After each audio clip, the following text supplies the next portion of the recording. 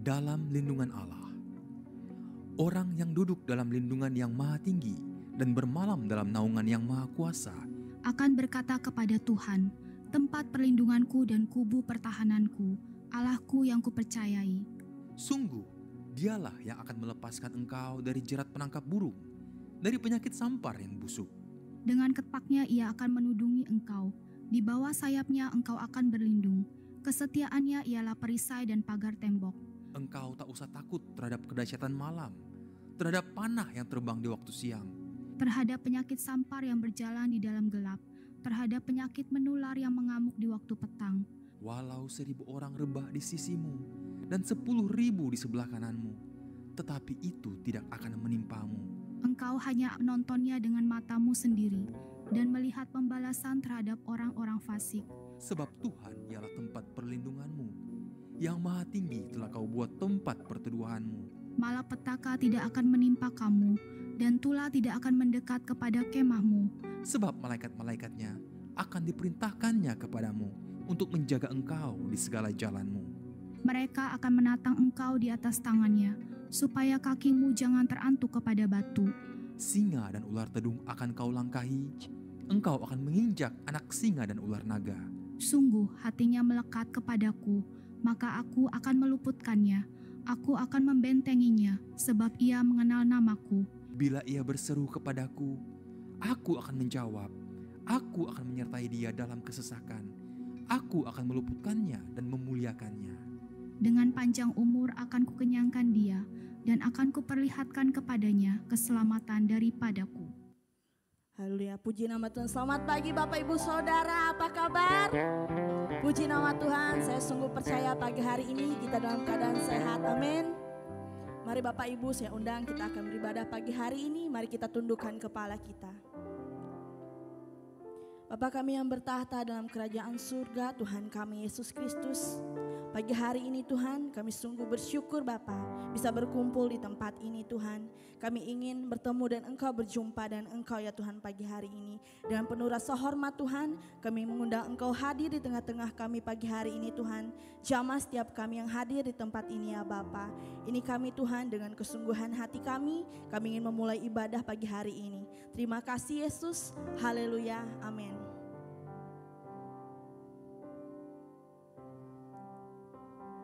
Mari Bapak Ibu kita naikkan puji syukur kita. Terima kasih Tuhan.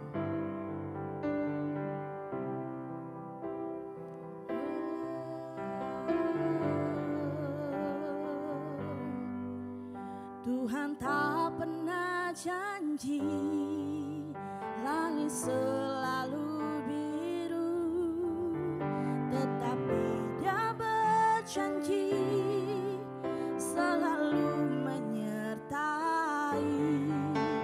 Tuhan tak pernah janji jalan selalu rata, tetapi Dia berjanji berikan kekuatan.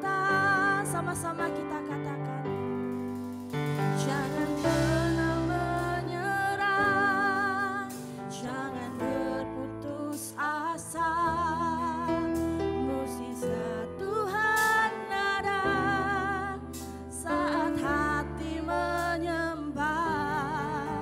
Jangan pernah menyerah, jangan berputus asa.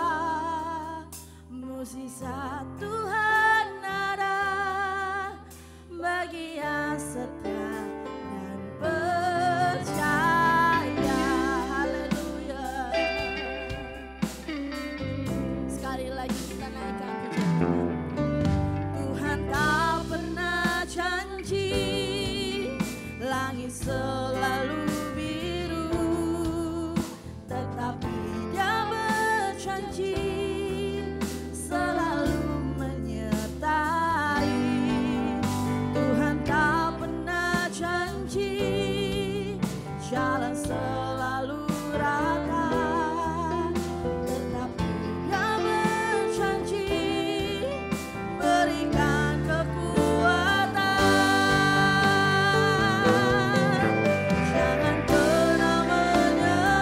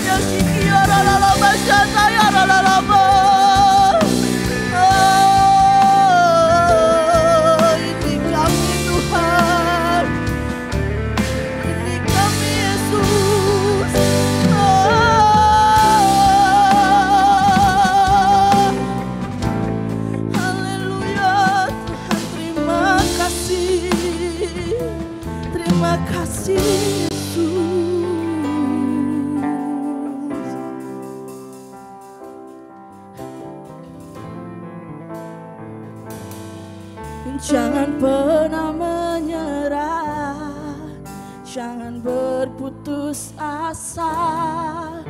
Mukjizat Tuhan ada saat hati menyembah.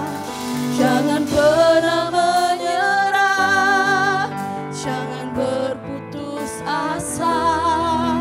Mukjizat Tuhan ada bagi yang setia percaya. Jangan pernah menyerah, jangan berputus asa. Mukjizat Tuhan ada saat hati menyembah. Jangan pernah menyerah, jangan berputus asa. Mukjizat Tuhan ada bagi yang setia percaya.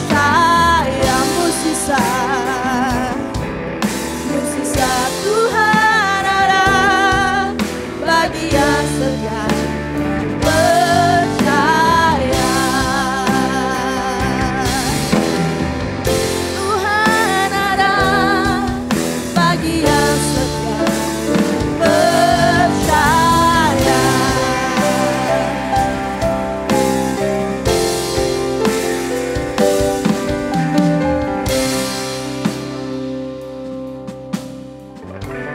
Ku nyanyi Hosana bagi Rajaku yang duduk di tahta. Aku muliakan dan ku agungkan, amin. Kau layak disembah. Ku nyanyi Hosana bagi Rajaku yang duduk di tahta. Aku muliakan dan ku agungkan. Kau layak disembah. Kau layak disembah. Kau layak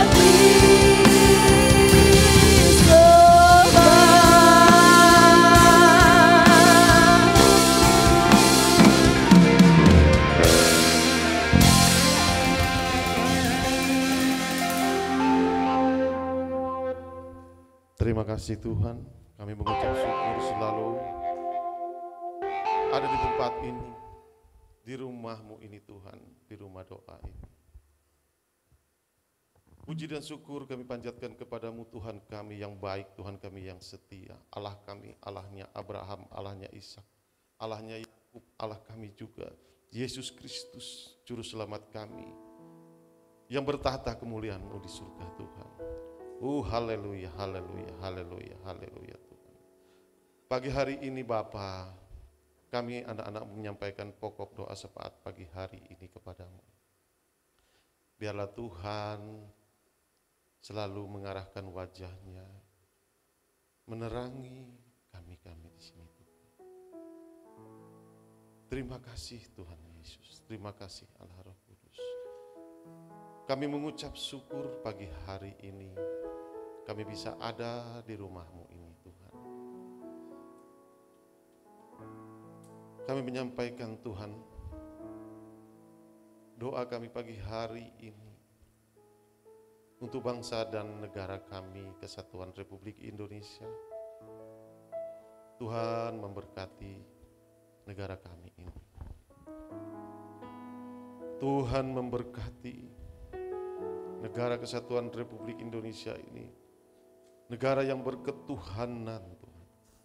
Engkau memberkati, biarlah wajah-Mu selalu menerangi bangsa kami ini. Terang kemuliaan-Mu, sinar kemuliaan-Mu menyinari, menerangi bangsa ini. Biarlah bangsa ini penuh dengan damai, penuh dengan sukacita yang berlimpah daripada-Mu.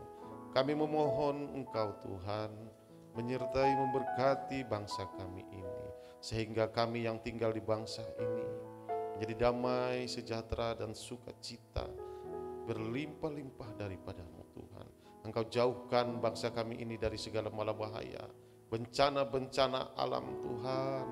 Kami memohon kepada-Mu Bapa, Engkau jauhkan semua dari segala air bah, bencana angin puting beliung, gempa-gempa bumi, kebakaran-kebakaran hutan dan lahan. Apapun itu Tuhan, kami mohon kepada-Mu Tuhan, jauhkan dari negara kami ini Tuhan. Biarlah negara kami ini Tuhan, negara yang berketuhanan ini selalu mencari Engkau, mencari wajah-Mu. Engkau memberkati bangsa negara kami Indonesia ini, pulau-pulaunya dari Sabang sampai Merauke Tuhan. Engkau memberkati semuanya, lautannya, daratannya, ada salum semuanya. Kami juga berdoa untuk pemimpin bangsa ini, Presiden kami Jokowi. Tuhan, biarkan dia menyelesaikan semua visi dan misi-Mu di akhir tugas dia menjadi Presiden Republik Indonesia ini. Engkau menyertai hamba-Mu ini, Engkau mengurapi dia Tuhan. Biarlah hikmat-hikmat-Mu selalu ada padanya Tuhan, sehingga setiap kebijakan, keputusan yang diambilnya untuk kemajuan bangsa kami ini, karena Engkau menyertai dia Tuhan. Engkau juga memberkati jajaran kabinet-kabinet semua yang ada di Indonesia. Tuhan memberkati semua dari kementerian-kementerian, pendidikan, kesehatan, semua Tuhan memberkati. Begitu juga Tuhan dengan pemimpin kami yang terpilih, Bapak Prabowo dan wakilnya juga Gibran. Tuhan, biarlah Engkau pakai mereka ini sebagai pemimpin yang takut akan Tuhan. Tuhan memberkati, menyertai mereka, Tuhan memberikan kesehatan selalu. Engkau taruh visi dan misi-Mu Tuhan. Engkau beri mereka hikmat dalam memimpin bangsa ini, sehingga kami yang ada di bangsa ini menjadi sejahtera selalu Tuhan. Berkati hamba-hamba-Mu ini Tuhan. Begitu juga Tuhan para pemimpin, para gubernur, bupati, wali kota, Tuhan memberkati. Dimanapun mereka berada, di provinsi manapun yang ada di provinsi, di negara Kesatuan Republik Indonesia ini, maupun kabupaten dan kota Tuhan. Tuhan berkati mereka. Tuhan buat mereka takut akan Tuhan, sehingga mereka memimpin provinsi, kota, kabupaten, takut akan Tuhan menyertai mereka. Biar Tuhan taruh visi dan misi-Mu Tuhan, khusus Tuhan untuk provinsi Kalimantan Tengah ini. Tuhan berkati juga provinsi kami ini Tuhan. Kami ada di provinsi ini Tuhan. Kami berdoa mengucap syukur selalu kepada-Mu Tuhan. Biarlah Engkau jauhkan semua Tuhan dari segala malapetaka, bencana-bencana alam. Biarlah provinsi kami Kalimantan Tengah ini provinsi yang diberkati Tuhan. Biarlah Engkau wajah-Mu selalu menghadap dan menerangi, menyinari provinsi kami ini Tuhan. Kau jauhkan provinsi ini dari segala penyembahan berhala. Di dalam nama Yesus hamba minta kepada-Mu Tuhan. Khusus untuk kota Palangkaraya ini Tuhan juga memberkati kami. Dari timur, barat, selatan, utara, dan tengah-tengah kota Palangkaraya ini ada gereja Padarlop Tuhan, salah satu gereja yang Kau pakai di sini Tuhan. Kami yakin dan percaya Tuhan Engkau memberkati kota ini. Berkati perekonomian kota ini. Apapun yang sudah tertutup Tuhan buka kembali. Apapun yang menghalang-halangi Tuhan lepaskan semua. Sehingga semua kota ini berjalan dengan baik. dalam kesehatan, pendidikan, perbankan, apapun itu Tuhan, perdagangan. Tuhan memberkati semua para pengusaha, semua yang ada di Kota Palangkaraya ini Tuhan. Tuhan, Engkau jauhkan dari Kota Palangkaraya ini segala penyembahan-penyembahan berhala. Dengan kuasa-Mu, kami minta kepadamu Tuhan di dalam nama Yesus. Dengan cara-Mu Tuhan di dalam nama Yesus. Biarlah Kota Palangkaraya ini penuh dengan sinar kemuliaan-Mu Tuhan. Biarlah wajah-Mu selalu menerangi kota kami ini Tuhan. Kota yang diberkati. Biarlah kami tinggal di Kota Palangkaraya ini menjadi sejahtera, makmur, adil, sentosa. Kau berkati juga wali kota kami Tuhan. Kau berkati juga wakil wali kota. Siapapun mereka yang bertugas Tuhan di dinas-dinas SKPD, Tuhan berkati mereka semua. Tuhan berikan mereka hikmat, takut akan Tuhan menyertai mereka selalu. Terima kasih Tuhan. Kami juga berdoa Tuhan untuk gembala sidang kami Thomas Chandra. Tuhan memberkati dia dimanapun dia melayani hari ini. Tuhan sertai dia, Tuhan pimpin dia, Tuhan beri dia kesehatan tubuhnya. Tuhan berkati di mana dia melayani. Biar Engkau pakai dia Tuhan sebagai alat-Mu. Biar nama-Mu ditinggikan, dipermuliakan lewat setiap pelayanannya Tuhan. Kau berkati keluarganya, pimpin dia selalu Tuhan. Terima kasih Tuhan. Kami juga berdoa untuk pengerja-pengerja FLC, satelit-satelit dari Sabang sampai Merauke sampai ke luar negeri. Tuhan memberkati semua dimanapun mereka melayani hari ini. Biarlah Tuhan pakai mereka sesuai karunia talenta yang Engkau berikan, Engkau pertajamkan semua. Diberkati, dilindungilah mereka. Jauhkan dari segala malapetaka, lepaskan dari segala ikatan yang jahat Tuhan. Kau pimpin mereka dalam dimanapun mereka melakukan pelayanan hari ini Tuhan. Biar Kau mengurapi semua hamba-hamba Tuhan ini. Dan kami juga berdoa untuk orang-orang kudus dimanapun mereka berada Tuhan. Biarlah mereka selalu berdoa, memuji mulia, menyembahkan Engkau Tuhan. Berkati mereka Tuhan, berkati keluarga mereka Tuhan. Terima kasih Allah Roh Kudus. Terima kasih Yesus Kristus. Kami juga berdoa untuk gereja Paderlo. Biarlah Tuhan selalu pakai gereja ini, tempat kami memuji, menyembah, memuliakan Engkau. Kami berkumpul di tempat ini berdoa. Biarlah setiap ibadah-ibadah yang kami lakukan seperti di surga bersorak-sorai di tempat ini Tuhan. Biarlah kerajaan hadir di tengah-tengah kami di sini Tuhan. Biarlah otoritas kerajaan surgalah yang memimpin setiap ibadah di tempat ini Tuhan. Terima kasih Tuhan. Engkau memberkati juga hamba-Mu Yan Hendra, juga pemain musik WL Singer yang bertugas hari ini. Kau urapi hamba-Mu Yan Hendra Tuhan.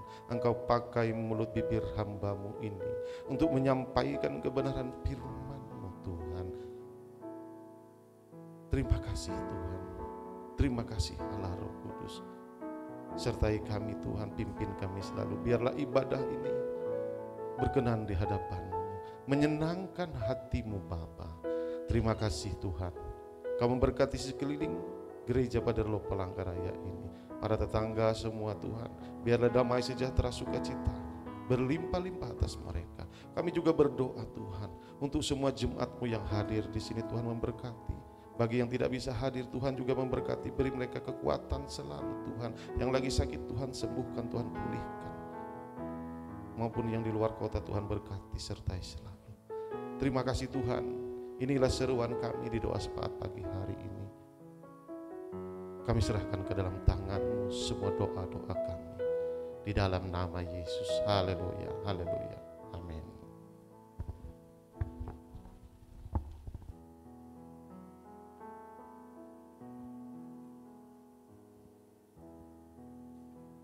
Shalom, masih semangat amin.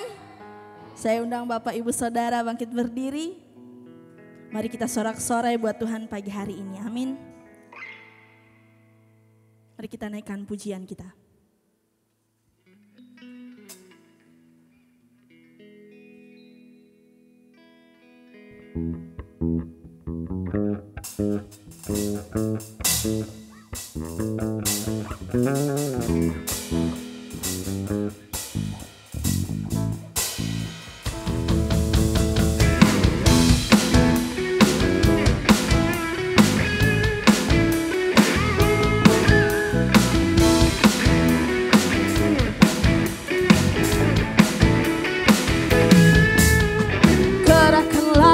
kekuatan-Mu ya Allah.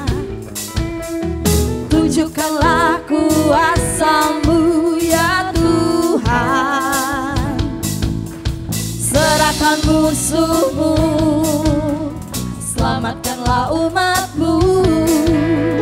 Allah dahsyat di tempat kudusnya. Haleluya. Gerakkanlah kekuatan-Mu ya Allah. Tunjukkanlah kuasa-Mu ya Tuhan. Serahkan musuh-Mu, selamatkanlah umat-Mu. Allah dahsyat di tempat kudusnya. Sama-sama kita katakan, Allah bangkit, bersoraklah. Hey, Allah bangkit, bernyanyilah. Musuh dikalahkan, umatnya dibebaskan. Allah dahsyat di tempat kudusnya. Allah bangkit, bersoraklah. Hey, Allah bangkit, bernyanyilah. Musuh dikalahkan, umatnya dibebaskan. Allah dahsyat di tempat kudusnya. Haleluya. Allah, tunjukkanlah kuasa-Mu ya Tuhan. Serahkan musuh-Mu, selamatkanlah umat-Mu. Allah dahsyat di tempat kudusnya. Allah bangkit, bersoraklah. Hey, Allah bangkit, bernyanyilah. Musuh dikalahkan, umatnya dibebaskan. Allah dahsyat di tempat kudusnya. Allah dahsyat, Allah dahsyat di tempat kudusnya. Amin. Allah dahsyat di tempat kudusnya. Haleluya, beri kemuliaan buat Tuhan.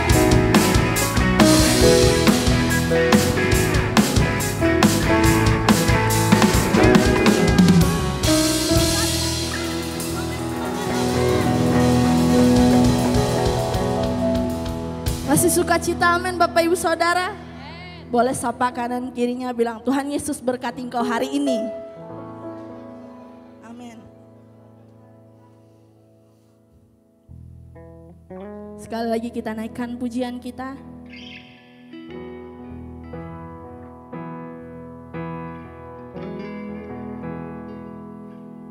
Kau Tuhan, penolong dalam hidupku. Ku percaya hanya kepadamu. Kau pegang tanganku, kau tuntun langkahku. Yesus, kau perlindunganku. Kau Tuhan, kau Tuhan, amin.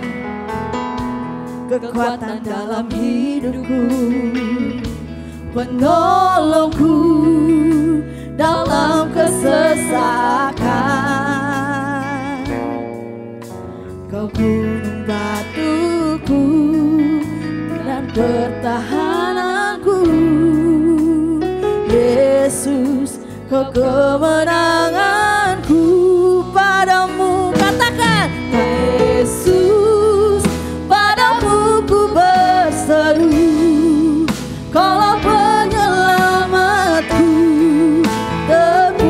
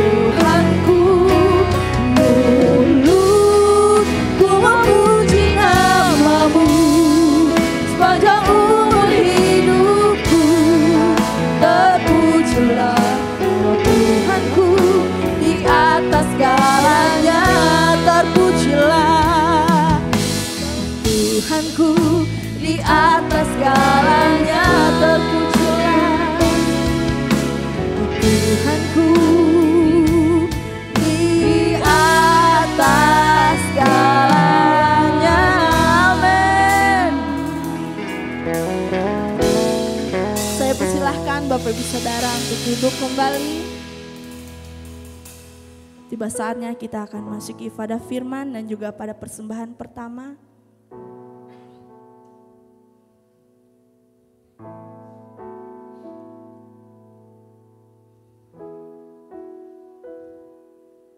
Sering ku tak mengerti jalan-jalan-Mu Tuhan, bagai di belantara yang kelam.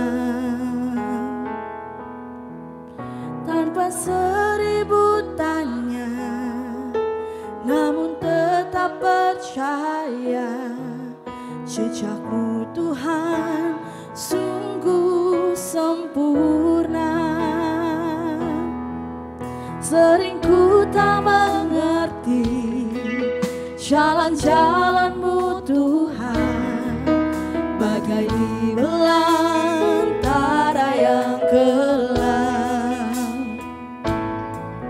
Tanpa seribu tanya, namun tetap percaya, jejak-Mu Tuhan sungguh sempurna. Ajarku memahami semua yang Kau ingini, agar hidupku puaskan hati-Mu. Bagimu aku rela sepenuh hati menghamba, serahkan diri genapi karya-Mu.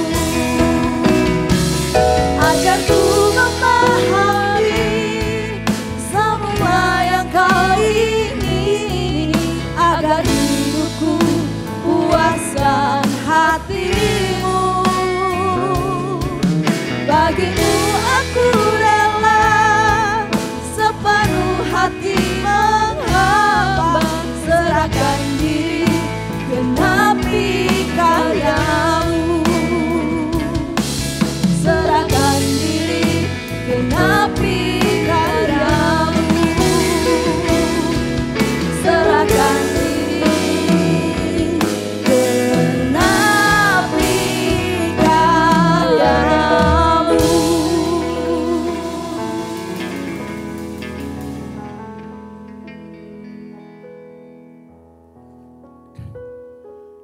Terpujilah Bapa ya Aba, Yahweh. Terpujilah Aba ya Bapa, Elohim. Terpujilah Aba ya Bapa yang kami panggil di dalam nama Tuhan kami Yesus Kristus. Tuhan yang sudah menjadi juru selamat kami. Terpujilah Tuhanku Yesus Kristus yang sudah menebus dosa kami, yang sudah menyelamatkan kami dari kuasa maut dan dosa, yang sudah melepaskan dan membebaskan kami dari segala kutuk-kutuk dosa. Kuasa-kuasa maut tidak berkuasa lagi dalam hidup kami. Terima kasih Tuhan Yesus, terima kasih Bapa di surga, terima kasih. Terpuji-pujilah nama Tuhan Yesus Kristus, nama yang berkuasa di atas segala nama, Raja di atas segala raja, Tuhan di atas segala Tuhan. Kalau berkuasa Tuhan, pakailah bibir mulut hamba-Mu ini untuk menyampaikan isi hati-Mu Bapa. Ya Roh Kudus, hadir juga di tengah-tengah kami pada hari ini. Hadirlah memenuhi hati kami. Hadirlah memenuhi jiwa kami, memenuhi pikiran kami, agar kami mengerti pesan Tuhan, kata hati Tuhan terhadap kami. Kiranya Roh Kudus juga berbicara pada hati kami masing-masing di tempat ini. Terima kasih Bapa, berbicaralah dan kami siap untuk mendengar.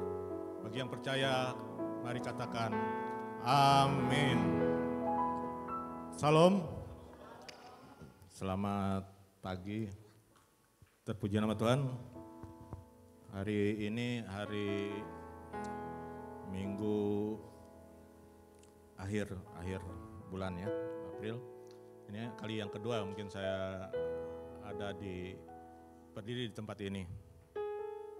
Sebenarnya ya masih dalam banyak kekurangan, tapi puji Tuhan, Tuhan menguatkan saya. Pak Herson sudah beberapa kali mengingatkan saya untuk selalu berdoa dan minta petunjuk dari Tuhan.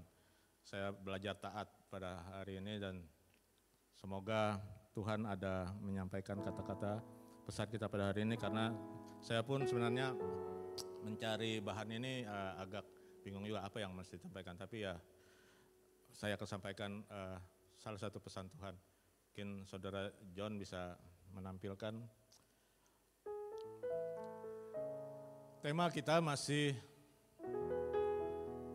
sama sampai hari ini. Ternyata tema yang diberikan hamba kita, gembala kita, berlaku sampai saat ini, karena suasana Paskah pun masih sampai saat ini, karena ada beberapa hari yang lalu kita juga ada Paskah nasional ya di Palangkaraya, di lapangan Senaman Mantika ini. Nah, ini sama dengan tema yang ada ini, kekuatan baru untuk bangkit menjadi kuat.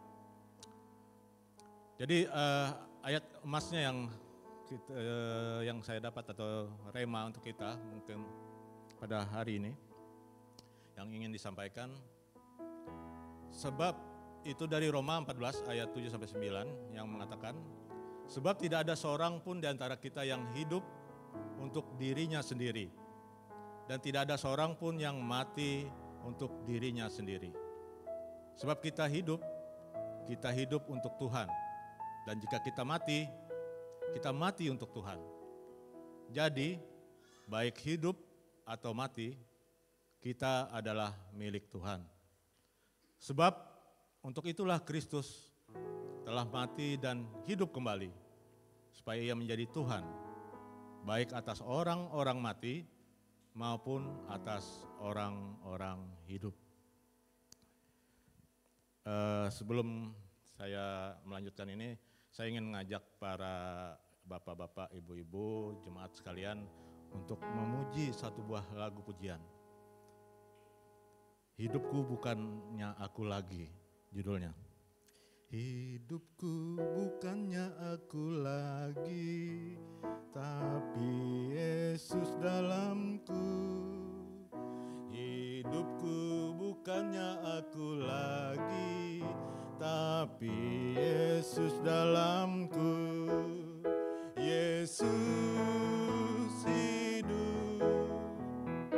Yesus hidup dalamku. Hidupku bukannya aku lagi, tapi Yesus dalamku. Mari sekali lagi kita nyanyikan. Lebih semangat. Bukannya aku lagi, tapi Yesus dalamku. Hidupku bukannya aku lagi, tapi Yesus dalamku.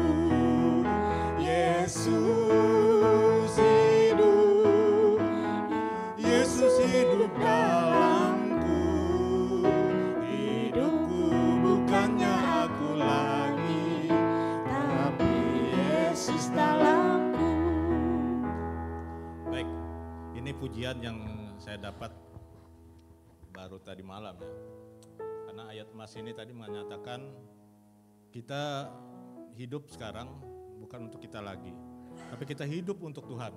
Dan jika kita mati saat ini, kita juga mati untuk Tuhan.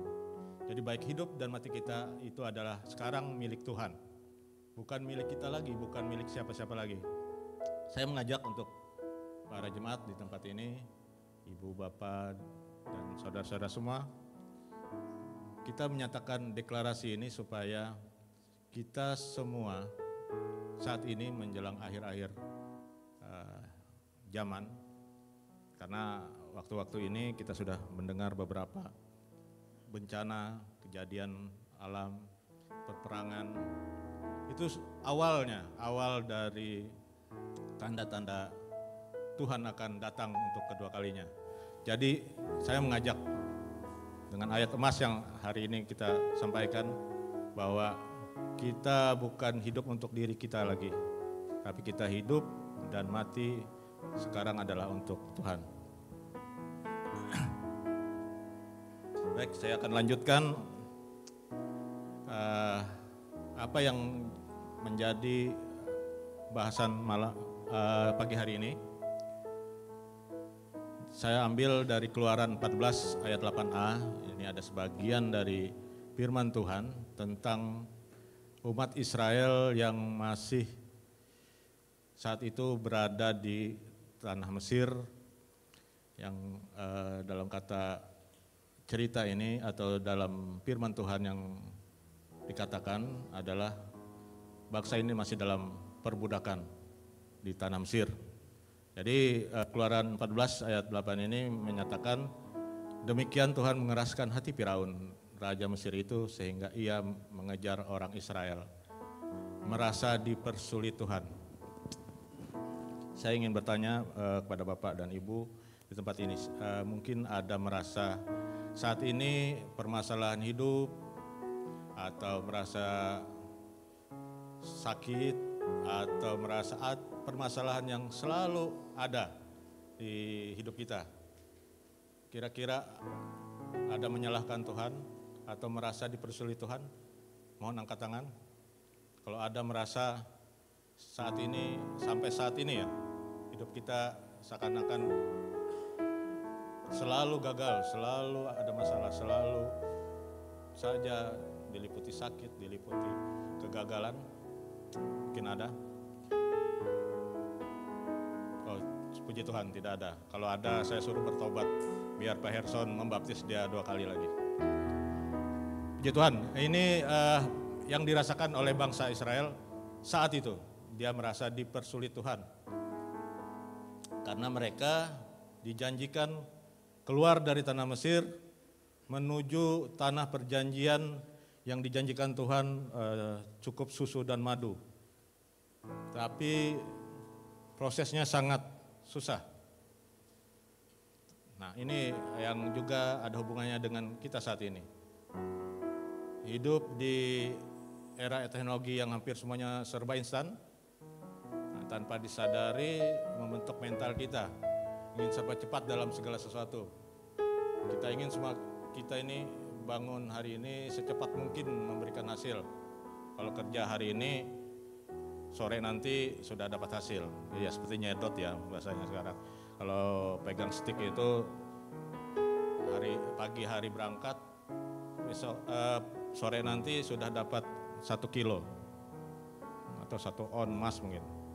Jadi langsung menghasilkan. Nah ini saat ini kita juga merasa pekerjaan yang instan, pekerjaan yang menghasilkan uang dengan cepat, mungkin itu yang paling kita cari saat ini. Tidak mau yang berlelah-lelah, tanam dulu bibitnya, menyiram, mengasih pupuk, nunggu 3 tahun ya Pak, berumput 3 tahun baru berbuah ya pohon. Itu proses yang sangat lama bagi orang yang mungkin ingin cepat mendapat hasil. Begitu juga dalam kehidupan kita yang saya tanyakan tadi, kenapa saya hari ini merasa masih tidak ditolong Tuhan, mengapa saya ini belum dapat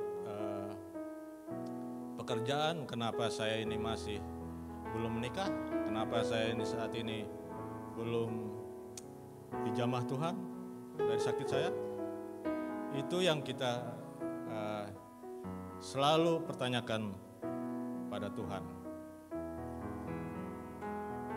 Tuhan yang menjadi sasaran. Sama dengan bangsa Israel ini. Tuhan seperti mengizinkan kesulitan demi kesulitan muncul. Bahkan Tuhan sengaja mengeraskan hati Firaun. Padahal di sisi lain Tuhan menyuruh Musa untuk memimpin bangsa Israel keluar dari tanah perbudakan. Coba kita lihat. Ini perjalanan keluarnya bangsa Israel dari tanah Mesir. Betapa perjalanan ini berliku-liku sampai baru menyampai tanah perjanjian. Berapa tahun ini? 40 tahun lamanya. Berputar-putar di situ-situ saja.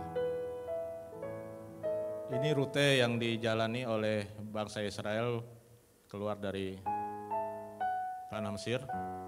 Mungkin ada yang sebagian belum pernah lihat. Inilah sebenarnya kalau saat ini di Google Map ya, kalau istilahnya sekarang, Ini 800 km saja jaraknya dari Mesir ini ke Tanah Kanaan ini kurang lebih 800 km yang bisa ditempuh kurang lebih 25 hari atau 30 hari paling lama sampai sudah di Tanah Kanaan ini.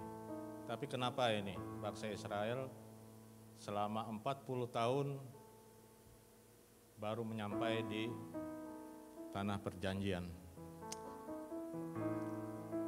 Mungkin ini jadi pertanyaan kita juga, kenapa Tuhan seakan-akan mengizinkan bangsa Israel ini berjalan selama 40 tahun di padang gurun untuk baru menyampai ini.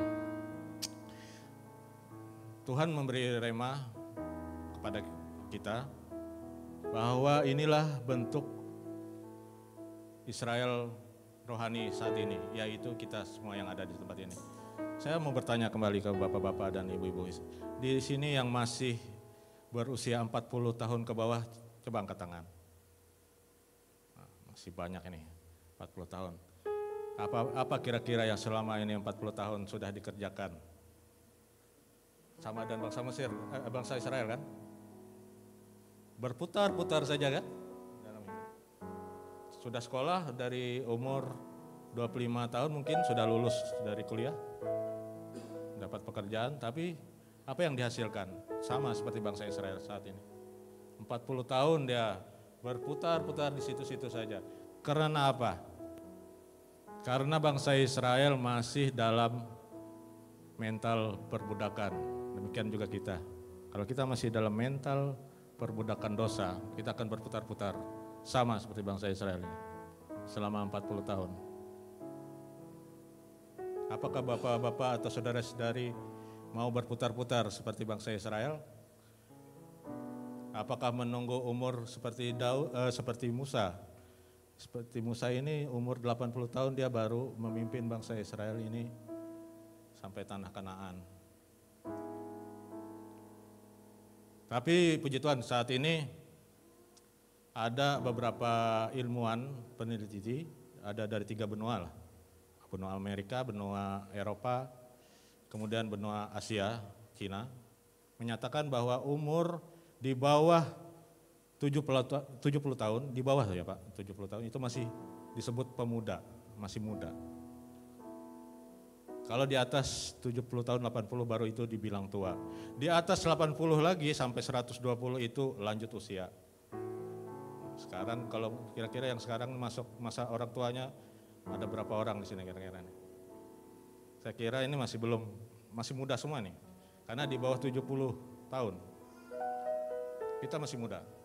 Jangan dikira masih tua.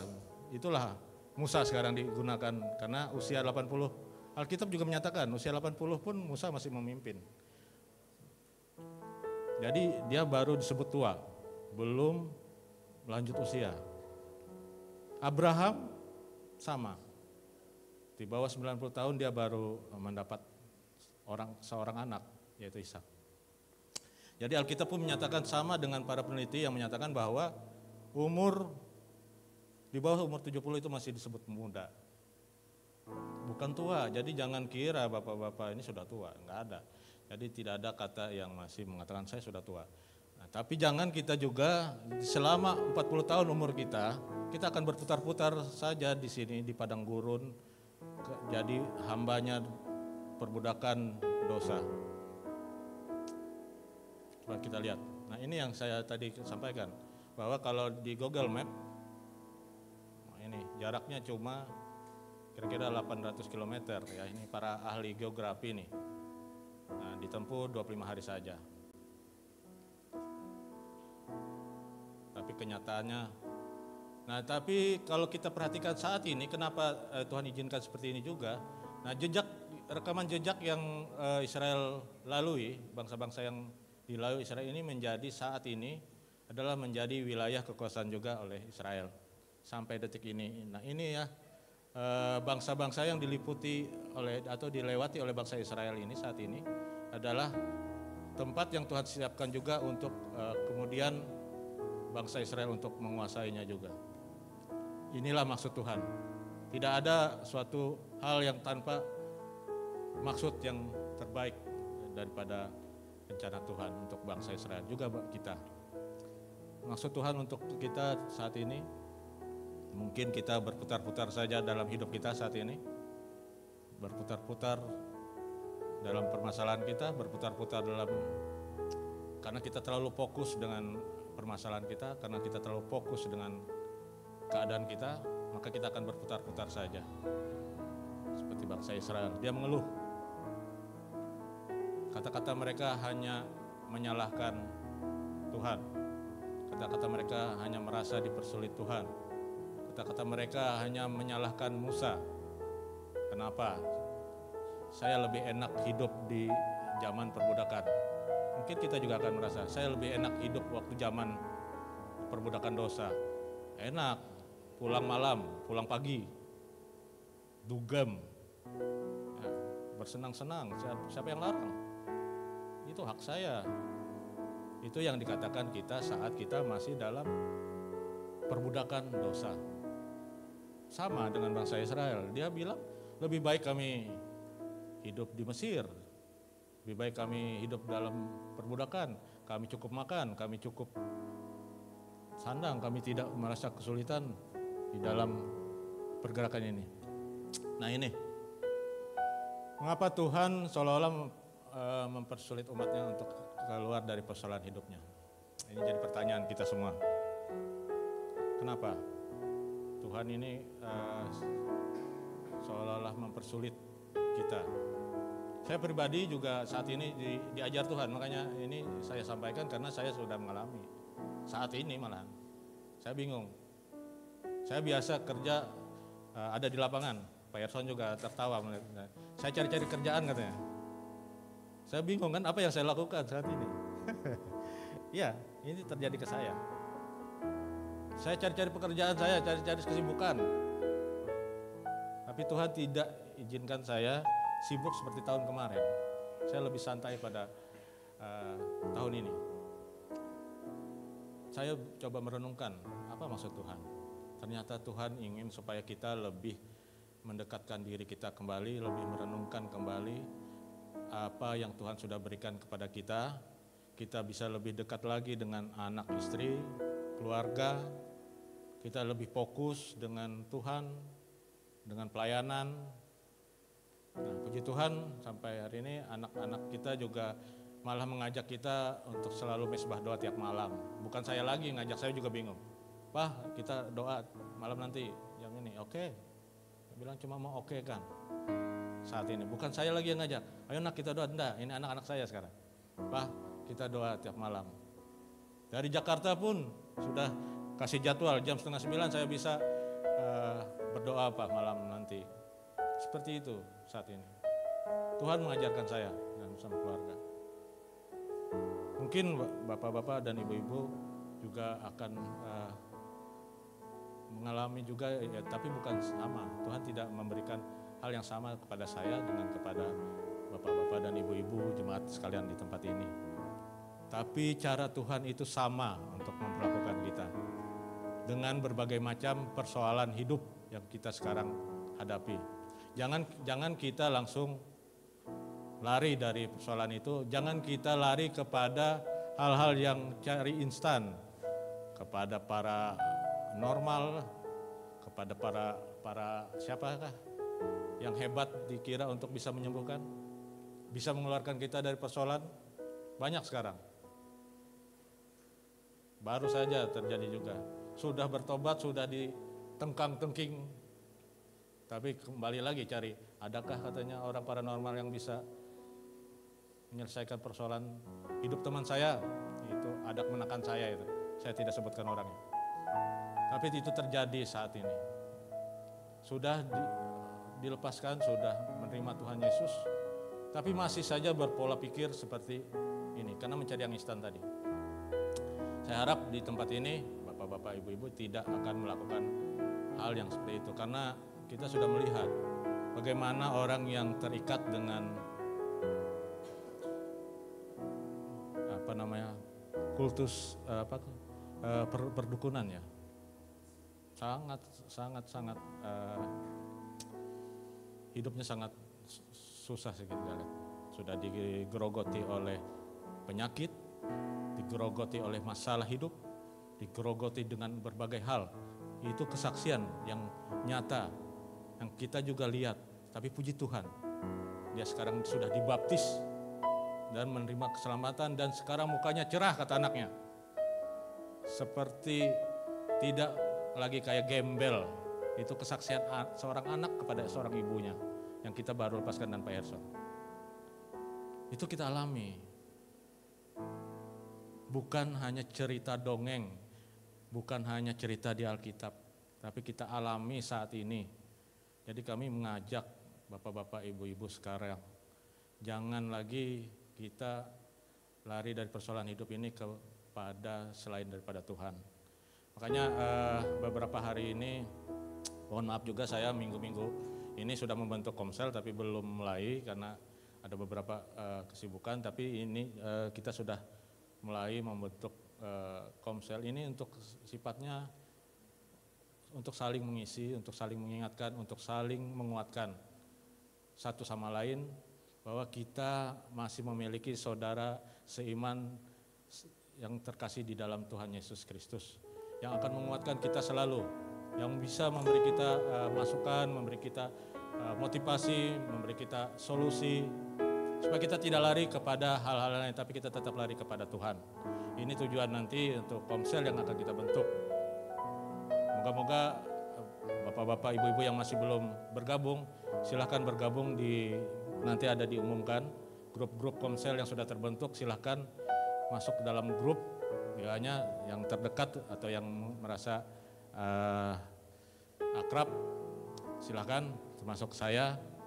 Ada juga membentuk grup komsel. Nanti ini bukan ditetapkan di rumah satu saja, cuma bisa di semua rumah anggota-anggota komsel supaya kita saling mendoakan di masing-masing keluarga ini.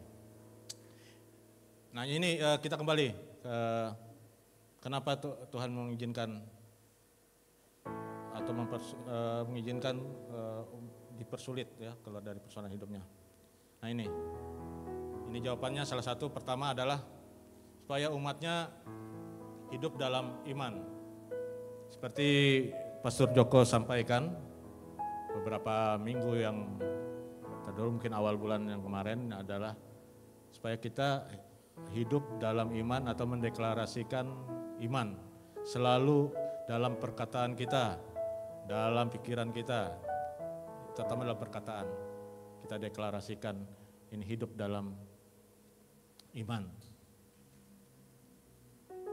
Nah, iman itu harus diperkatakan. Dari Amsal 16 ayat 24, kemudian 27 sampai 28. Ini bisa dibacakan masing-masing untuk para jemaat, bahwa kata-kata mempunyai kuasa untuk membangun atau menghancurkan, menghibur atau menyakiti. Karena itu kata-kata dapat mendorong seseorang melakukan tindakan-tindakan yang sangat terpuji, yang berani sampai yang paling bodoh sekalipun. Ingatkah Anda asal mula kerusuhan Ketapang? Ini mungkin beberapa tahun yang lalu.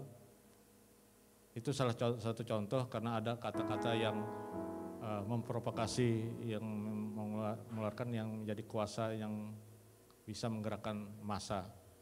Nah ini contoh bahwa kata-kata itu mempunyai kuasa untuk membangun atau menghancurkan.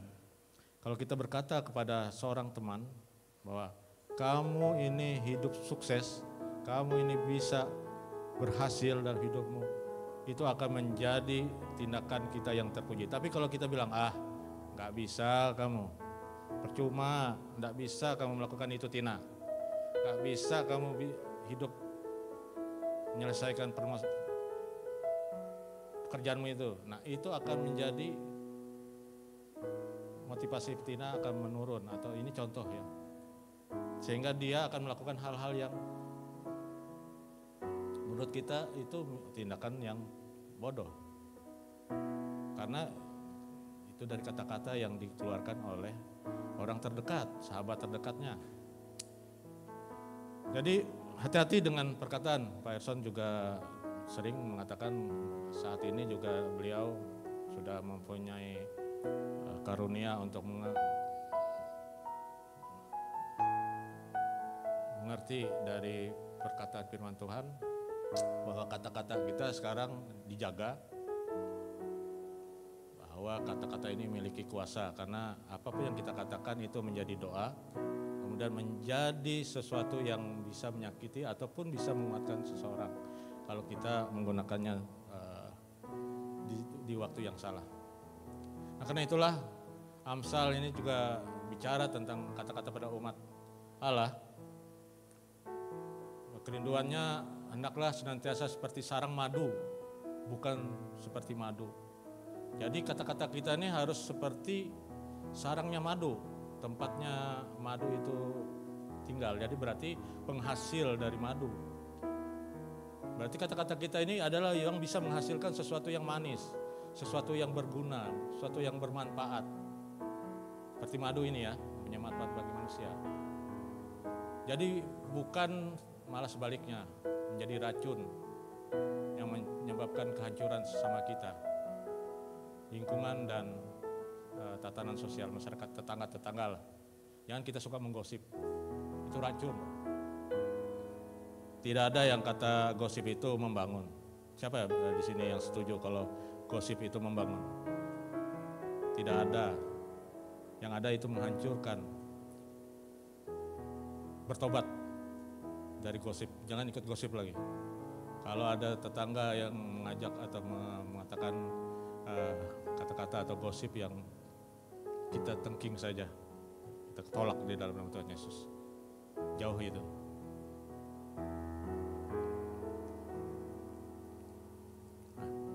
Ini Amsal juga mengajarkan kita, ada juga di Matius 12 ayat 34 sampai 37. Apa yang diucapkan Tuhan Yesus? Kata yang harus kita ucapkan yang bermanfaat bagi sesama dan lingkungan dan masyarakat. Kunci pertama yang Tuhan Yesus katakan adalah terletak pada hati manusia. Karena hati manusia harus selalu diisi dengan norma-norma, nilai, kebenaran ilahi agar menjadi bijak dan berpengertian. Coba Bro John bisa Anda di Matius 12 ayat 34 sampai 37 ditampilkan sebentar. Apa yang diucapkan Tuhan Yesus? Kita bisa lihat.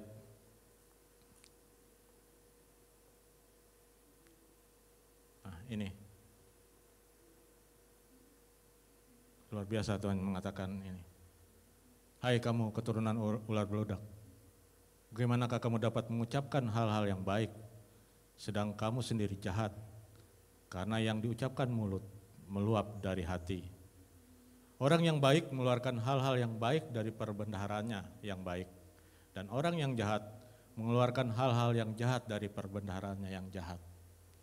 Tapi aku berkata kepadamu, setiap kata sia-sia yang diucapkan orang harus dipertanggungjawabkannya pada hari penghakiman.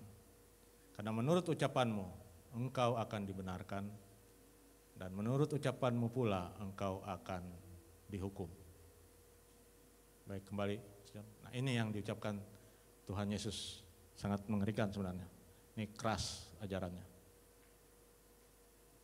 Perkataan ini bisa menyebabkan kita dihakimi juga oleh Tuhan di hari penghakiman. Kelak kalau Tuhan Yesus datang kedua kalinya sebagai hakim.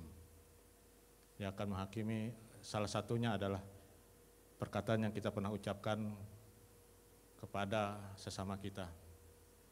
Makanya ini yang dititik beratkan adalah hati manusia, agar diisi dengan nilai-nilai kebenaran dari Allah, dari firman Tuhan. Kemudian norma-norma hukum, kita harus juga mengetahui norma-norma hidup bermasyarakat. Kuncinya yang kedua adalah sabar dan penguasaan diri. Kunci ini mempunyai makna ganda. Kita harus sabar, menguasai diri hingga tidak mengeluarkan kata-kata yang beracun, Lalu ketika orang lain mengeluarkan kata-kata yang beracun kepada kita, kita harus mendengarkan dan menerimanya dengan sabar dan menguasai diri. Sehingga kita bisa menaklukkan kebencian, sakit hati, kepahitan, itu tidak akan ada pada kita. Karena kita bisa sudah melakukan namanya sabar dan penguasaan diri. Jadi dua kunci yang kita dapat untuk dari firman Tuhan, ya pertama adalah kita menguasai hati kita mengisi hati kita dengan nilai-nilai dan kebenaran dari Tuhan, dari firman Tuhan, supaya kita tidak mengeluarkan kata-kata yang sia-sia. Ini, Tuhan tidak ingin kita menjadi umat bermental instan, minta hari ini, dapat hari ini. Tuhan ingin kita menjadi umat yang beriman, orang yang percaya hidup oleh iman. Berapapun lamanya masa penantian itu, kita tetap menanti dengan iman. Lewat masa tunggu ini, Tuhan berkepentingan untuk membentuk karakter kita. Ini yang ada di kejadian tadi yang bahwa bangsa Israel keluar dari tanah Mesir seperti ini. Tuhan ingin membentuk karakter bangsa Israel karena hampir 400 tahun lebih bangsa Israel itu mengalami masa perbudakan di tanah Mesir, sama seperti bangsa kita ya sebenarnya kurang lebih 350 tahun juga kita dijajah oleh penjajahan saat itu. Kita saat ini masih bermental sama dengan bangsa Israel, mental budak. Hukum kita aja masih memegang hukum zaman kolonial penjajahan, termasuk hukum pertanahan. Sampai saat ini masih kita gunakan. Ya Pak, nah ini ada dari kejaksaan ini. Kita masih memegang hukum itu. Kita belum bisa lepas dari hukum ini. Ya itulah bukti bahwa kita masih terikat juga dengan perbudakan. 400 tahun bangsa Israel di tanah Mesir. Bangsa Indonesia 350 tahun. Sungguh, saat ini Tuhan membentuk karakter kita. Menguji kita seperti kesabaran, tidak bersungut-sungut, benar-benar mengandalkan Tuhan, tidak mencari alternatif lain di luar Tuhan. Ini yang saya rasakan juga saya pribadi saat ini. Benar-benar diajar Tuhan untuk mengandalkan Dia. Saya tidak punya pendapatan lain selain kalau saya kerja baru saya dapat hasil. Tapi puji Tuhan saat ini juga Tuhan kasih hikmat kepada saya supaya ya itu jangan mengandalkan pekerjaan-pekerjaan itu, karena kalau tidak dapat kerjaan ya kita akan tidak menghasilkan apa-apa saat ini. Yang ada ya itu tadi adalah kesabaran kita diuji, kemudian kita bersungut-sungut karena BH selepah, minyak lepah, jatun balut hong-homa.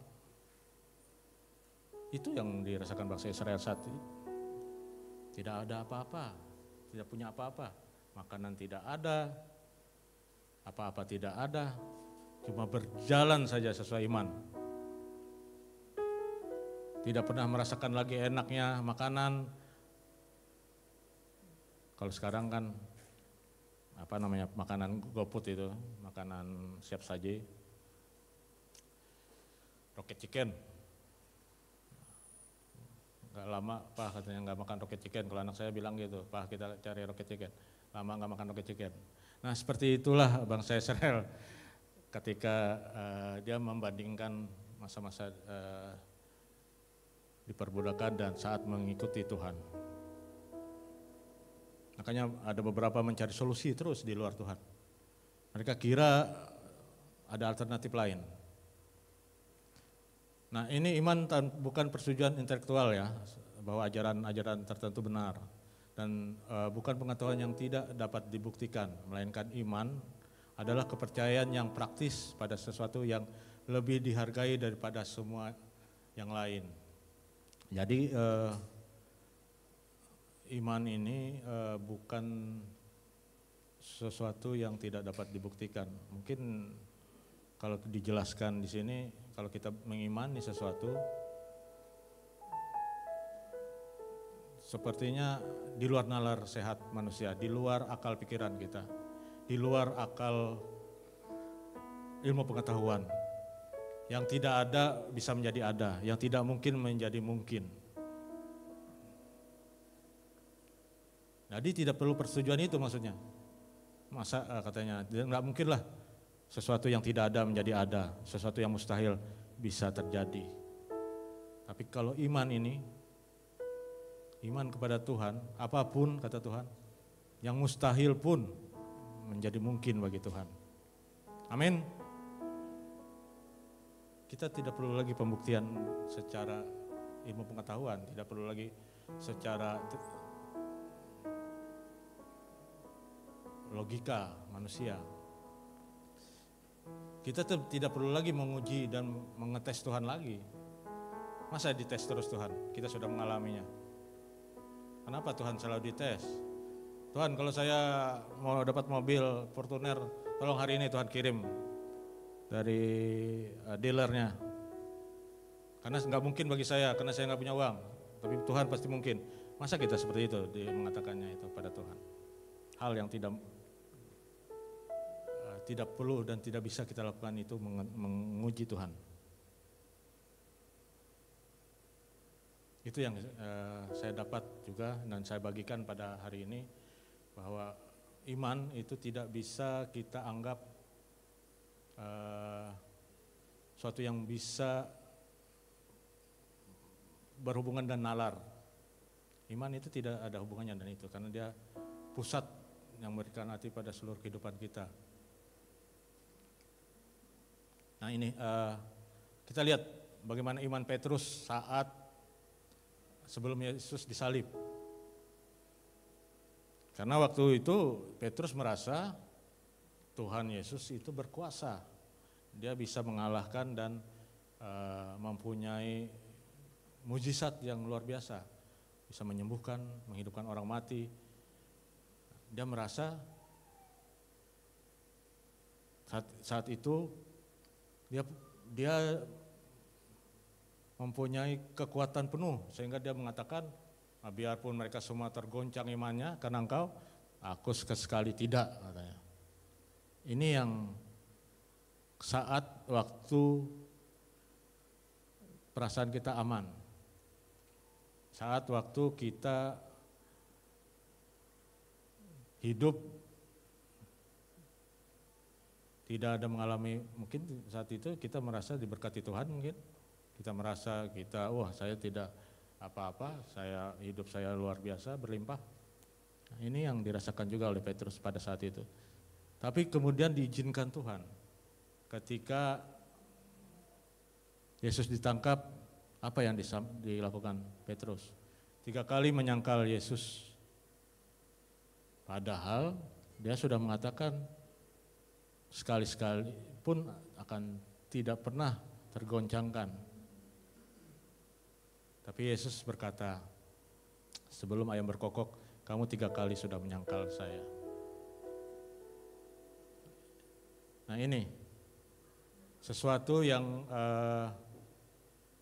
kadang-kadang kita anggap remeh, tapi inilah kita bilang, wah waktu kita diberkati, waktu kita dalam posisi aman, posisi enak, mungkin kita berkata, wah tidak mungkin lah saya jauh dari Tuhan, tidak mungkin saya tetap dan Tuhan.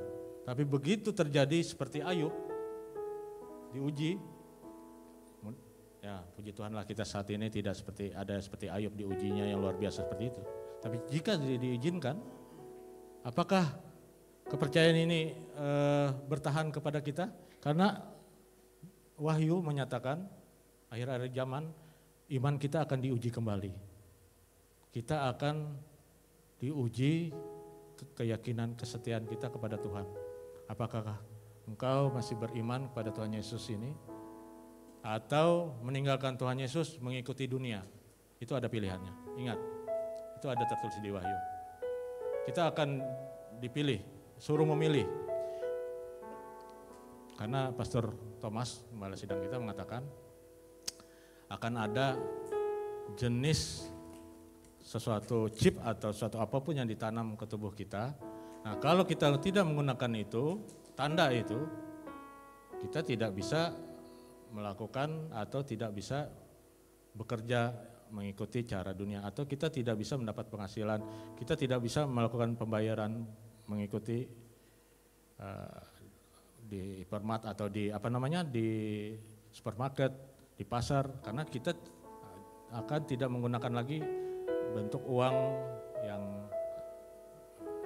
tapi bentuk uang digital, artinya dibayar secara digital dengan alat yang ditanam ke tubuh. Itu pernah disampaikan oleh Gembala Sidang kita Pak Pastor Thomas Chandra. Nah, itu akan terjadi. Nah, inilah saat nanti kita diuji di sini seperti Petrus, seperti Ayub. Apakah kita lebih mengikuti itu atau kita tetap berpegang pada apa yang dikatakan Tuhan? Tapi ya itu tadi, kita akan siap-siaplah menentang dunia. Kita akan dijauhi, kita akan disiksa, dianiaya, kita mengalami hal-hal yang tidak sesuai dunia, ya otomatis kita ada di luar lingkaran itu. Tapi kita harus yakin bahwa hidup kita adalah dalam lindungan Tuhan, daripada kita mengikuti dan terdaftar sebagai anggota kerajaan dunia, anggota kerajaan neraka, atau artinya kita melepaskan dari ini. Ini akan terjadi sebenarnya. Kita pikir kita lepas, tidak, mungkin masa kita lepas, tapi anak-anak kita akan mengalami. Dan itu pasti akan mulai terjadi.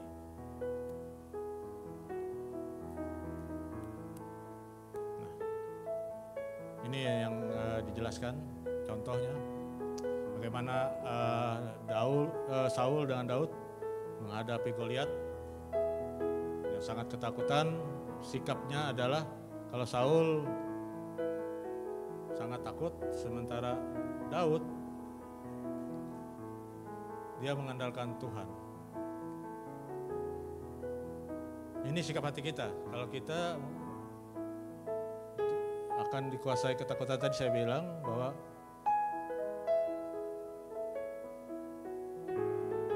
kita mungkin seperti Saul.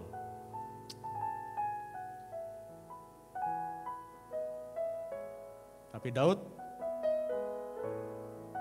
dengan nama Tuhan semesta alam, dengan pakai umban ketapel yang sebesar mungkin lebih kecil dari genggaman tangan kita, dia bisa mengalahkan Goliat. Jadi ada kejadian nanti, tapi ada juga iman yang kita gunakan untuk menghadapinya. Ini yang disampaikan tadi, bahwa segala sesuatu akan terjadi, tapi ada juga iman di situ untuk kita menghadapinya, untuk kita kuasai. Kita tidak akan mengalami ketakutan. Kita akan merasa Tuhan beserta kita dengan nama Tuhan semesta alam. Iman.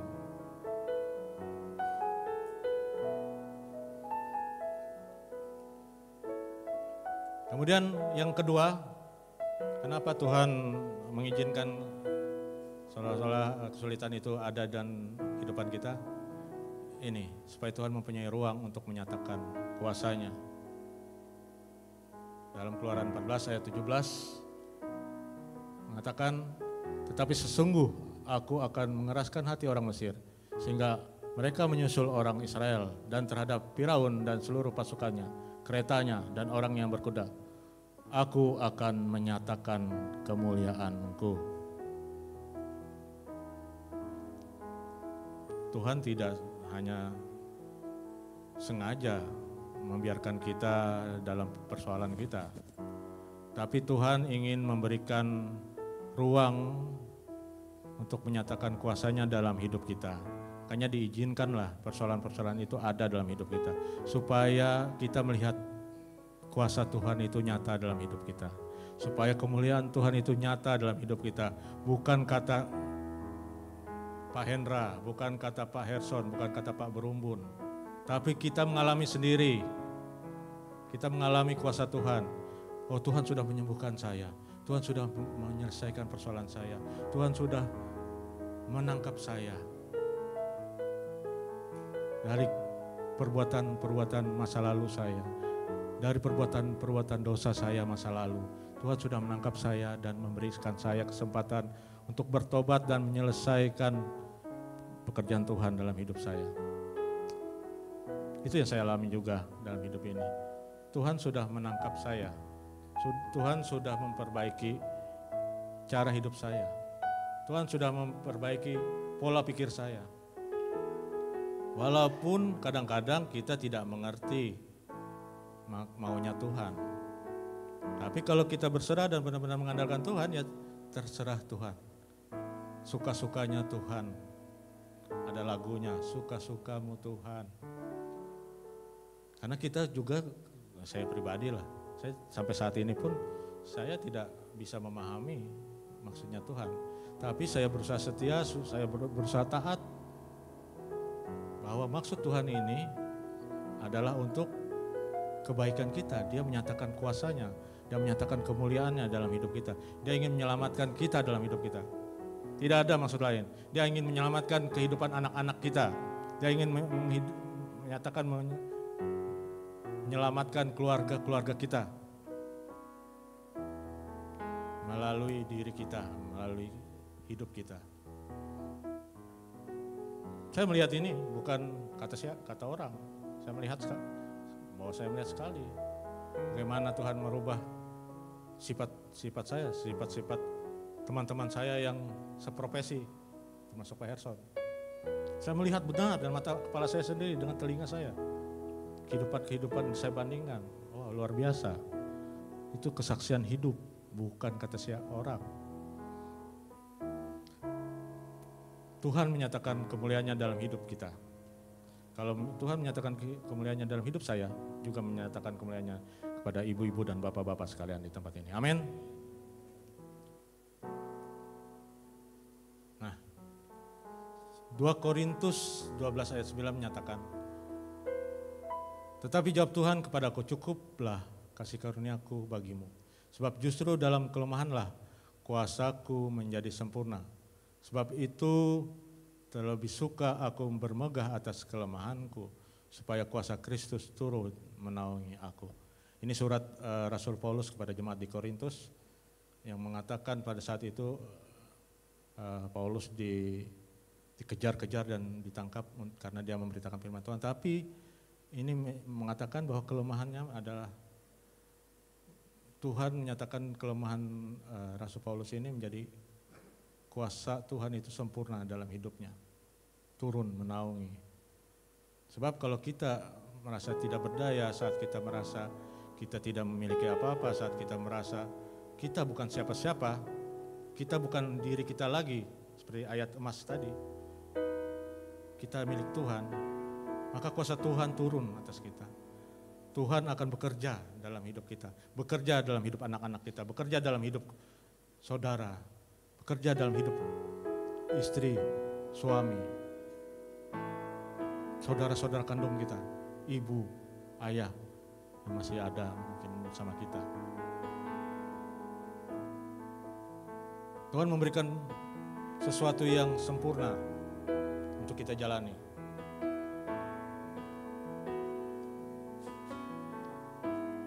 Seperti Abraham, yang seperti saya sebutkan tadi, menunggu 25 tahun baru diberikan keturunan. Pada umur 90 tahun Sarah baru mengandung. Kemudian ada wanita pendarahan selama 12 tahun mengalami penderitaan, 12 tahun baru sembuh, luar biasa. Kemudian ada orang lumpuh yang tidak bisa apa-apa, 38 tahun. Kita belum seberapanya mungkin. Saya saja separuh dari wanita pendarahan 12 tahun aja belum mengalami. Tapi ya itu tadi bangsa Israel 40 tahun padang pasir. Tidak ada maksud lain di sini. Tuhan menyatakan kemuliaannya semua. Bagaimana Tuhan menyatakan kemuliaannya di kehidupan Abraham? Di kehidupan wanita yang 12 tahun pendarahan. Dan 38 ini dinyatakanlah kemuliaan. Bagaimana kesaksian mereka setelah mereka disembuhkan, luar biasa. Begitu juga kita, kalau kita disembuhkan jangan kita berdiam diri. Kita menyatakan juga bahwa Tuhan sudah melawat saya, Tuhan sudah merubah saya. Itulah saya tidak menolak ketika Pak Herson juga menyuruh saya berbicara di depan ini. Karena saya sering menolak sebenarnya.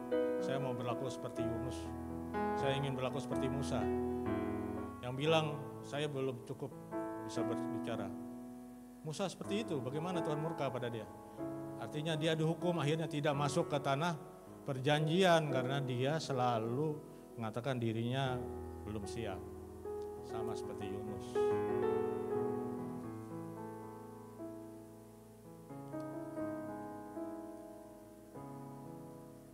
Nah ini ada beberapa ciri yang kita juga harus. Nah ini yang akhirnya di ujungnya, ciri yang mau diinginkan Tuhan supaya kita hidup benar dan kita hidup oleh iman.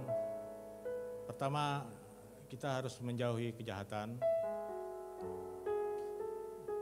rendah hati, percaya kepada Allah, bijaksana dalam berpikir, berkata-kata dan bertindak.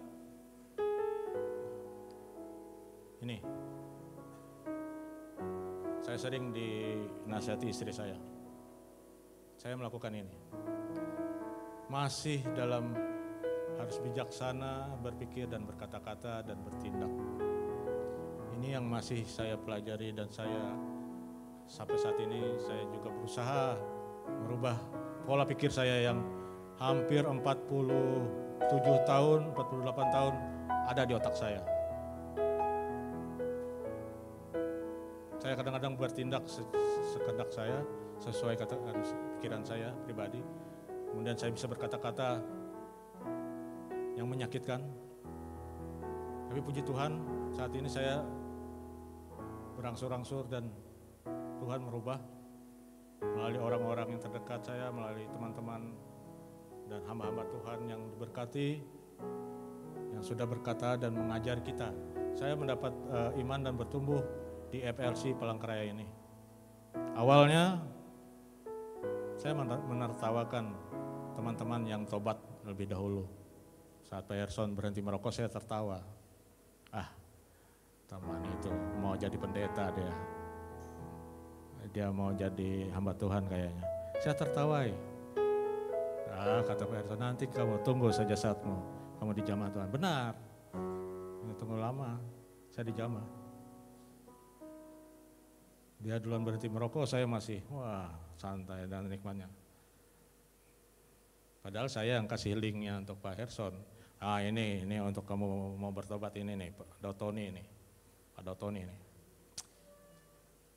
Hebat. Tapi itulah Tuhan. Nah ini, yang saya juga melakukannya adalah memperdulikan diri saya sendiri. Ini yang mendatangkan murka dan hukuman Tuhan. Jangan sekali-sekali kita melakukan ini. Kita harus lepaskan dan tinggalkan semua ini. Jangan kita hanya memperdulikan diri kita sendiri. Karena kalau kita memperdulikan diri kita sendiri, kita akan melakukan sesuatu yang jahat di mata Tuhan. Karena ya yang kita senangi belum tentu disenangi Tuhan. Nah ini yang diperlukan kata Amsal, diperlukan hati yang bijak, penguasaan diri, kesetiaan. Ini yang ada di Amsal 16 ayat 17. Inilah yang dikatakan, menjauhi kejahatan itulah jalan orang jujur, siapa menjaga jalannya memelihara nyawanya. Kecongkakan mendahului kehancuran dan tinggi hati mendahului kejatuhan. Lebih baik merendahkan diri dengan orang yang rendah hati daripada membagi rampasan dengan orang congkak.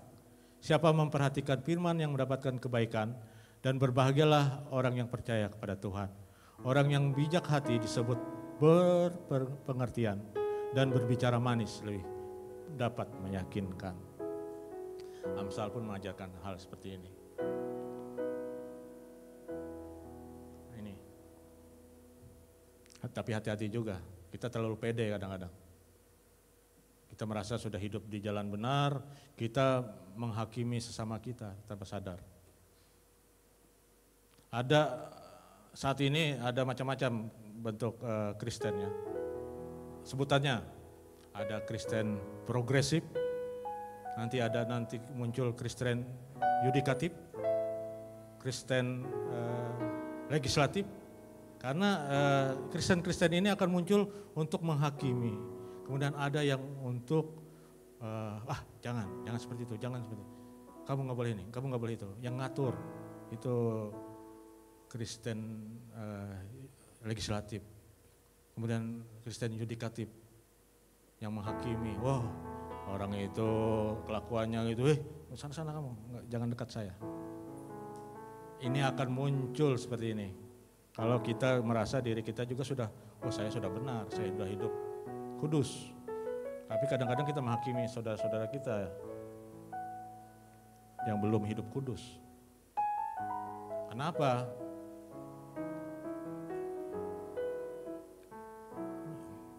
Karena ya ini tadi, kita tidak punya sifat rendah hati.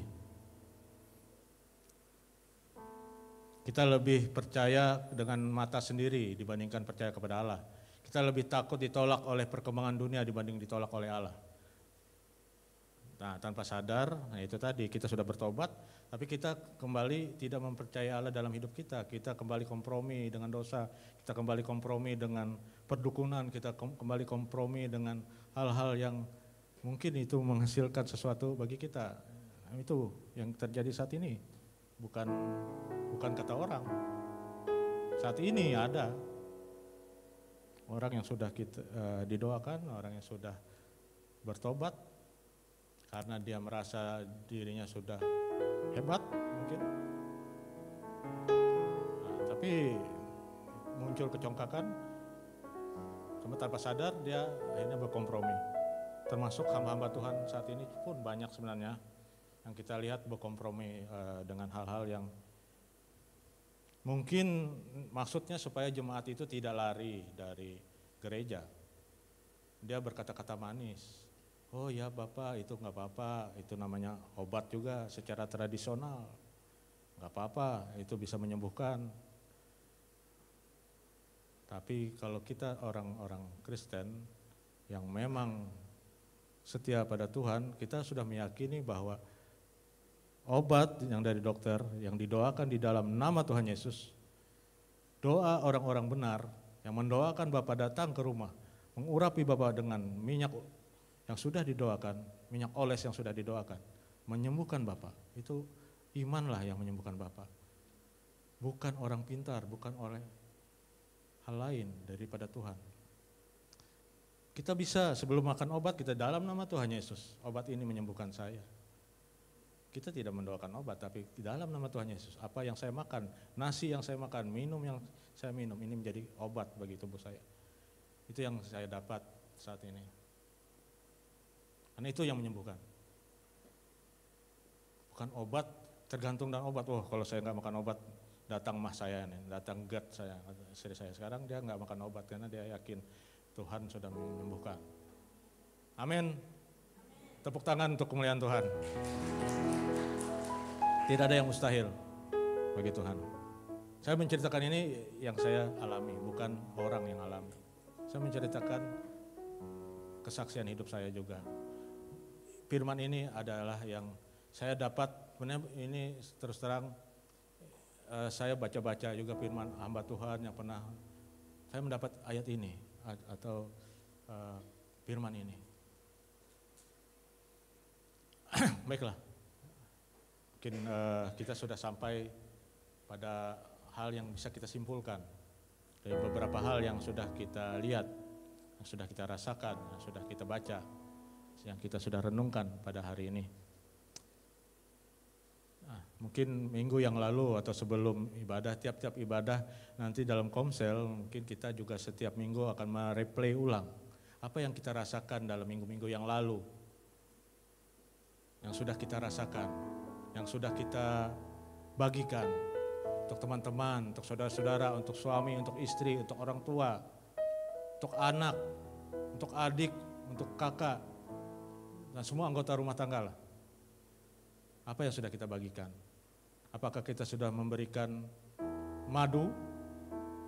Ataukah kita sudah tanpa sadar memberikan racun?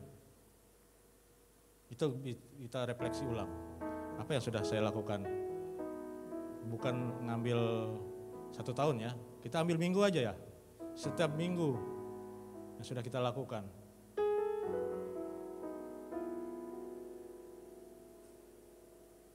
Kita refleksi. Kalau kita lebih banyak memberikan sesuatu yang bukan yang bagus atau bermanfaat atau disebut racun, bertobatlah kita. Segera kita bertobat, balik. Kita datangi lagi, kita kunjungi saudara-saudara kita, kita minta ampun, kita maafkan, kita minta maaf, kita memberikan sesuatu kembali yang bagus kepada orang-orang terkasih kita, kepada orang-orang terdekat kita. Kita mohon maaf, mohon pengampunan, minta tanpa kita harus merasa kita egois, merasa kita wah saya rugi, bukan level saya minta maaf. Nah, janganlah kita melakukan pikiran seperti itu. Datanglah, kita merubah hati kita. Seperti yang tadi ada 2 kunci yang tersedia. Kuncinya adalah hati manusia, yaitu hati kita. Bagaimana kita merubah hati kita, sikap hati kita. Kemudian kunci yang kedua adalah penguasaan diri dan sabar.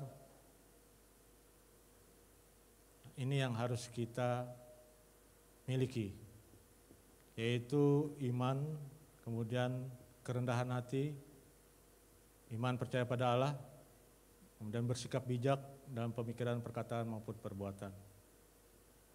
Kiranya Allah memampukan kita untuk hidup berkenan sebagai orang yang percaya kepadanya. Ini yang bisa kita simpulkan dan mungkin yang sudah bisa saya sampaikan pada pagi hari ini. Mohon maaf kalau mungkin ada hal yang artinya menyinggung. Saya tidak ada bermaksud untuk menyinggung siapapun. Saya memberi kesaksian hidup saya. Saya ingin mengajak semua saudara-saudara di tempat ini, bapak-bapak dan ibu-ibu di tempat ini, bahwa Tuhan itu luar biasa.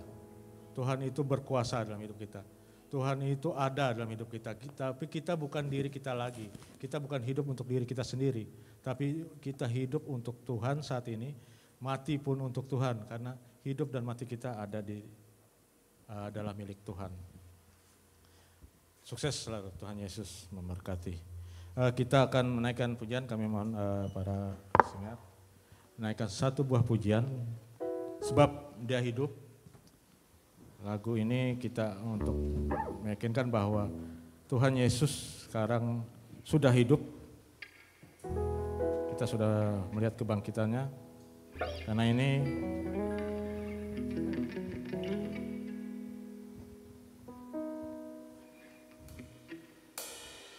sebab Dia hidup.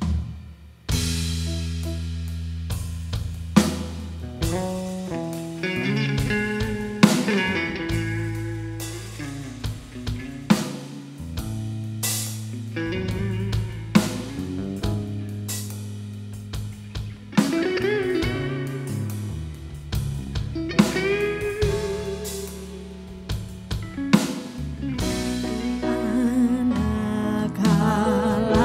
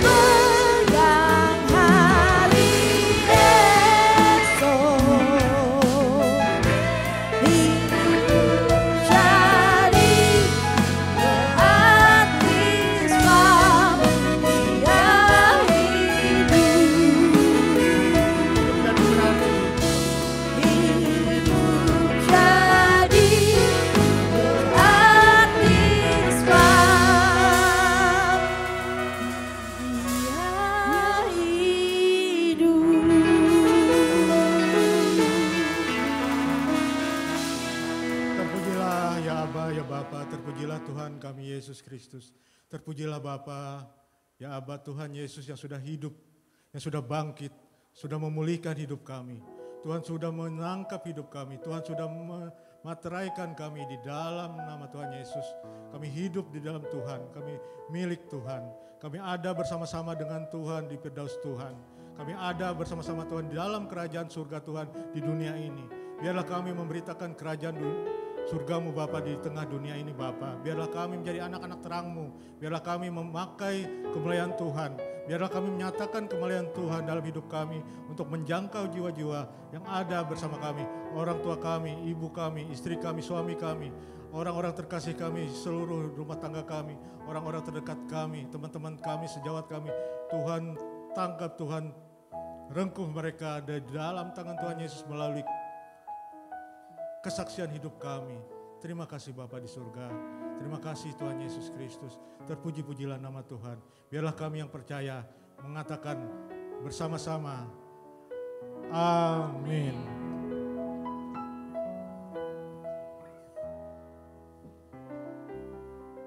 Tiba saatnya kita mendengarkan FLC News. Shalom jemaat IFLC Palangkaraya yang dikasihi Tuhan. Berikut IFLC News untuk minggu ini. Ibadah Minggu tanggal 5 Mei tahun 2024 akan dilayani oleh Evangelis Herson Estalatjan. Ibadah akan dimulai pada pukul 9 pagi. Mari bersama-sama untuk datang beribadah dan jangan lupa untuk ajak saudara, keluarga, teman dan kerabat untuk datang beribadah di gereja IFLC Palangkaraya.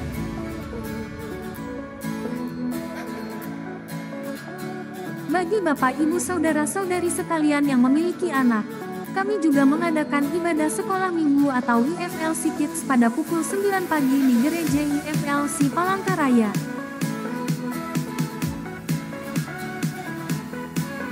Bagi pemuda-pemudi remaja sekalian yang ingin hadir di ibadah youth, kami juga mengadakan ibadah youth setiap hari Sabtu pukul 5 sore di gereja IFLC Palangkaraya. IFLC Palangkaraya juga melayani konseling keluarga, konseling pranikah, peneguhan pernikahan, ibadah penghiburan dan pemakaman, penyerahan anak dan baptisan selam. Untuk info lebih lanjut silakan untuk menghubungi pengerja.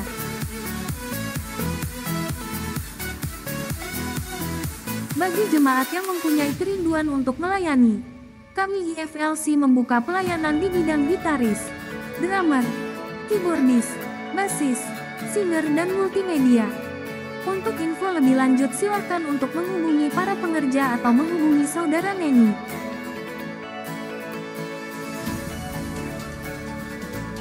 Kami juga mengadakan menara doa setiap hari Sabtu pukul 9 pagi dan setengah 7 malam di gereja IFLC Palangkaraya.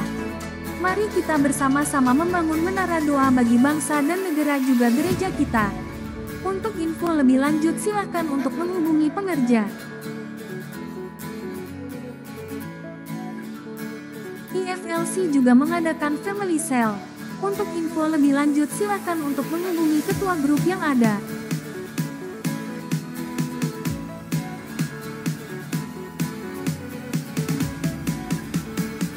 Bagi jemaat dan pengerja IFLC Palangkaraya yang ingin menabur persembahan, pembangunan, diakonia dan perpuluhan, dapat mentransfer melalui nomor rekening yang tertera.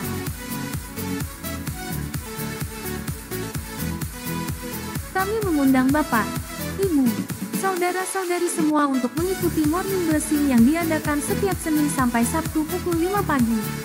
Untuk link dan password akan di-share di grup jemaat atau silakan untuk meminta pada para pengerja. Demikian IFLC News untuk minggu ini. Tuhan Yesus memberkati. Tiba saatnya kita pada persembahan.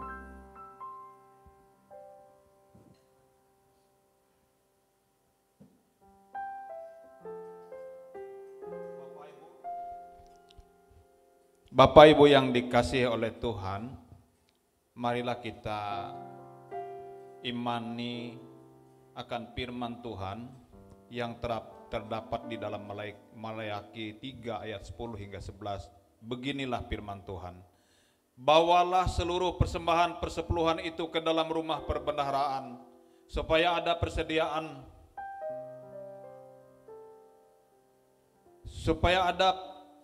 makanan di rumahku, dan ujilah aku, firman Tuhan semesta alam. Apakah aku tidak membukakan bagimu tingkap-tingkap langit dan mencurahkan berkat kepadamu sampai berkelimpahan? Aku akan menghardik bagimu belalang pelahap, supaya jangan dihabisinya hasil tanahmu, dan supaya jangan pohon anggur di padang tidak berbuah bagimu. Firman Tuhan semesta alam. Amin. Mari kita mengangkat persembahan kita. Bapa di surga, di dalam nama Tuhan kami Yesus Kristus, sungguh kami yakin dan percaya firman-Mu adalah ya dan amin. Di setiap tangan jemaat-Mu yang hadir, Engkau melihat tangan-tangan yang mengangkat amplop persembahan. Karena percaya akan firman Tuhan, karena kami mengasihi akan Tuhan, kami datang untuk mempersembahkannya kepada Tuhan. Bapa, Engkau memberkati tangan-tangan yang menyerahkan persembahan pada hari ini dengan mengirim jiwa-jiwa bertobat, berbalik kepada Tuhan. Orang-orang yang kami kasihi bertobat, meninggalkan dosa, menyembah Tuhan Allah yang benar di dalam nama Tuhan Yesus Kristus. Setiap tangan-tangan yang mengangkat persembahan, ya Tuhan, Engkau melihat hati kami. Berkati usaha pekerjaan kami, Engkau membuka tingkap-tingkap langit bagi kami, Engkau menghardik belalang pelahap, dan anggur akan berbuah. Apa yang dikerjakan tangan kami, Tuhan membuat berhasil, Tuhan membuat sukses. Yang sakit disembuhkan, yang terikat dibebaskan, yang beban berat Tuhan berikan jalan keluar. Terima kasih Bapa, kami mempersembahkan dengan ucapan syukur kepada Tuhan. Di dalam nama Tuhan Yesus kami berdoa, kami mengucap syukur. Haleluya. Yang percaya katakan amin, amin, amin.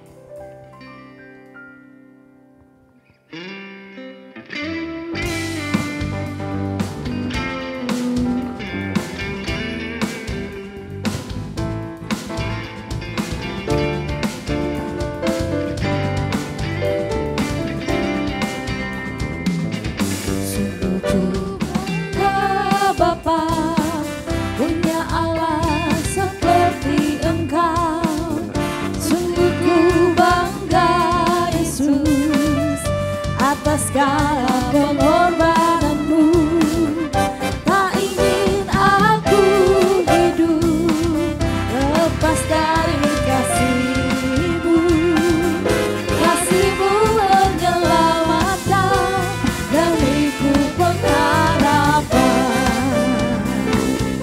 Namun ku rasakan apa yang aku miliki memang berarti bila dibanding dengan kasih-Mu. Namun ku dengan sukacita di hati, karena ku tahu ini menyenangkan hati-Mu. Saya undang Bapak Ibu untuk bangkit berdiri. Kita akan menerima doa berkati. Orang yang mengandalkan Tuhan di dalam hidupnya, dan apa saja yang diperbuatnya, Tuhan pasti menyertainya dan membuatnya berhasil. Tuhan pasti menyertainya dan membuatnya berhasil.